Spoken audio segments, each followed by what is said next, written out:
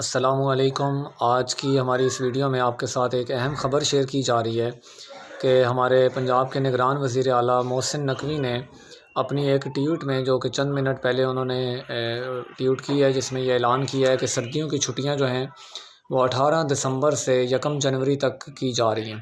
18 دسمبر بروز پیر کا دن بنتا ہے اور 1 جنوری بھی پیر کا دن بنتا ہے، یعنی 2 ہفتے کی چھٹیوں کا اعلان کیا ہے۔ آپ کی نظر میں کیا یہ فیصلہ درست ہے؟ ویسے تو طلباء انتہائی خوش ہوں گے اس سے، لیکن تعلیمی سیشن اپنے عروج پر تھا۔ آخری 2 مہینے ایگزام شروع ہونے میں باقی ہیں، آخری 3 مہینے باقی ہیں، تیاری کا سلسلہ جاری ہے۔ میری نظر میں یہ فیصلہ انتہائی عجلت میں کیا گیا ہے۔ پچھلے چند سالوں سے جو سردی ہے وہ جنوری کے پہلے ہفتے میں پڑتی ہے اور دوسرے ہفتے میں، جس میں سردی بھی اور دھند کی شدت زیادہ ہوتی ہے۔ تو میری درخواست ہے اور یہ اپیل ہے کہ نگران وزیر اعلیٰ صاحب کچھ خیال کریں سارے تعلیمی سیشن کا، اور جو ہمارے مستقبل کے معمار